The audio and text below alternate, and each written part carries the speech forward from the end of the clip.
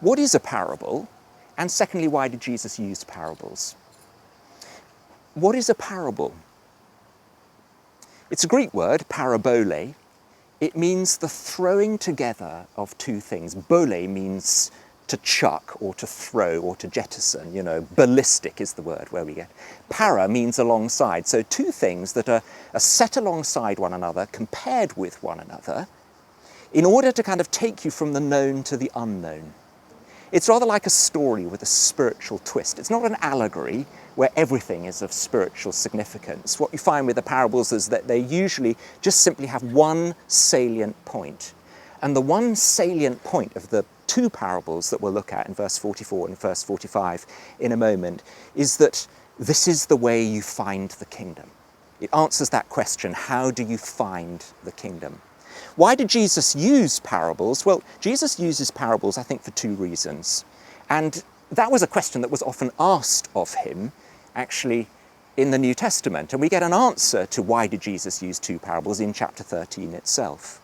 I think he uses the parable, first of all, because it's a way of fascinating people without alienating them. It's a story, isn't it? And, you know, stories are incredibly useful. Stories kind of engage people. I wish I had the courage of Jesus just to tell you a story and then stop and sit down. Because one of the interesting things about his stories is that he tends not to apply his stories. He leaves it to you to decide in your relationship with him what this story actually means.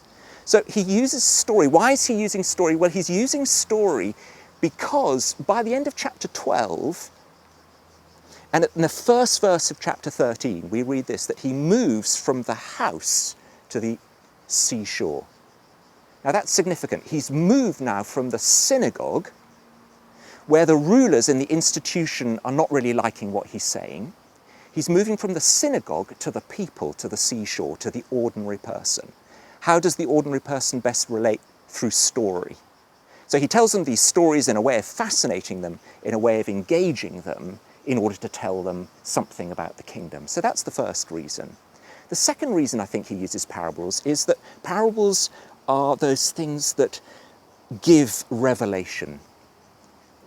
The interesting thing about the parable when Jesus uses it is to those who are really hungry to understand its meaning, there is meaning. But to those who are blinded by prejudice or blinded by anger or blinded by negativity or blinded by opposition to the gospel, there's no truth.